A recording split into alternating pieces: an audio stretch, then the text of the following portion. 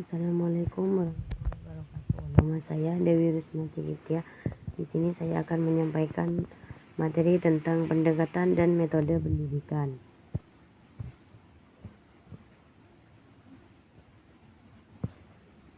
Pengertian metode pendidikan adalah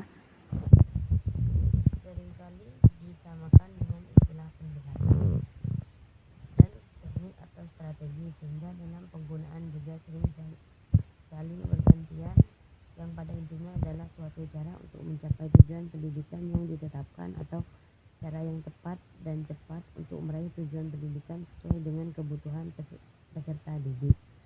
Secara lughawi, pendekatan berarti proses. Cara perbuatan mendekati. Secara istilah, pendekatan bersifat aksiomatis yang menyatakan pendirian filsafat, keyakinan, paradigma terhadap subjek mater yang harus diajarkan dalam proses pendidikan dan selanjutnya melahirkan metode pendidikan. Dalam pelaksanaannya, metode dalam pendidikan diimplementasikan dalam bentuk teknik atau strategi. Secara etimologi, teknik atau strategi berarti cara dan kepandaian membuat untuk melakukan sesuatu, sedangkan secara terminologi yang digunakan oleh pendidik untuk mengajar suatu kemahiran atau aspek dalam wujud aktivitas, strategi atau teknik, dan bahan atau alat yang terkait dengannya. Teknik atau strategi lebih bersifat implementatif yang merupakan kegiatan spesifik dan sesungguhnya terjadi di dalam kelas. Macam-macam metode pendidikan.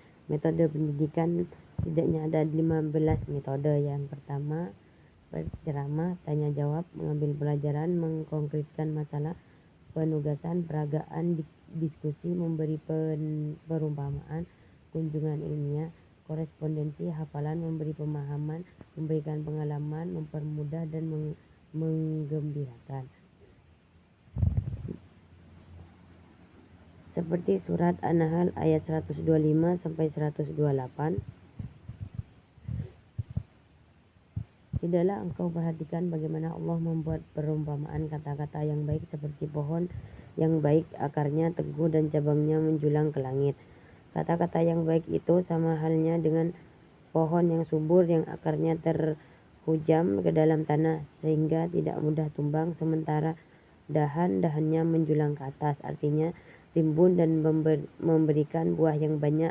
Dan demikian Allah menciptakan keimanan dan fitrah manusia sebagaimana Dia menciptakan pertama kali bibit tanamannya. Tujuan Allah membuat perumpamaan atau contoh itu adalah agar manusia mengambilnya menjadi pelajaran. Maksudnya manusia itu harus bermanfaat untuk orang lain. Kata-kata yang buruk adalah ucapan kekafiran, syirik, segala perkataan yang tidak benar dan perbuatan yang tidak baik yang berasal dari orang kafir atau orang yang musyrik. Yang pertama, metode ceramah adalah penyampaikan materi pendidikan melalui komunikasi satu arah, yaitu dari pendidik melalui peserta didik. Yang kedua, soal tanya jawab. Metode tanya jawab adalah dengan cara satu pihak memberikan pertanyaan dan pihak lainnya yang menjawab. Yang ketiga, metode ikhtibar. Metode ikhtibar adalah pendidikan yang dilakukan dengan cara mengambil pelajaran, hikmah dan pengertian dari sebuah peristiwa atau kisah yang terjadi. Yang keempat, metode resitasi. Metode resitasi adalah metode pendidikan yang dengan memberi tugas.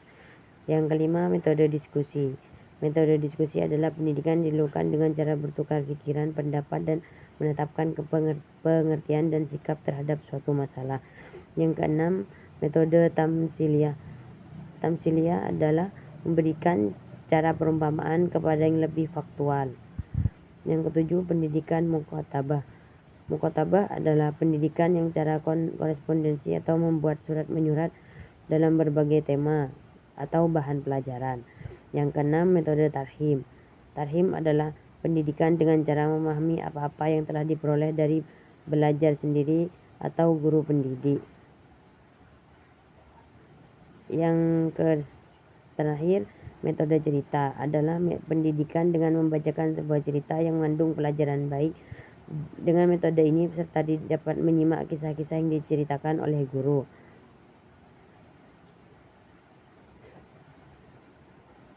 Keanekaragaman pendekatan teknik ataupun metode pembelajaran dalam pendidikan Islam dapat digali dari ajaran Islam maupun mengadopsi dan mengadaptasikan disesuaikan dengan materi dalam pembelajaran Islam, yang berarti tidak ada model pendekatan teknik maupun metode pembelajaran yang paling baik atau yang satu lebih baik dari yang lain.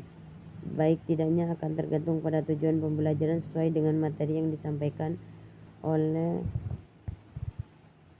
dan tujuan pembelajaran kesesuaian dengan materi yang hendak disampaikan perkembangan peserta didik, dan juga kemampuan guru dalam mengelola dan memberdayakan semua sumber belajar guna menghantar terpercayanya semua tujuan-tujuan yang ingin diraih dalam kegiatan pendidikan Islam.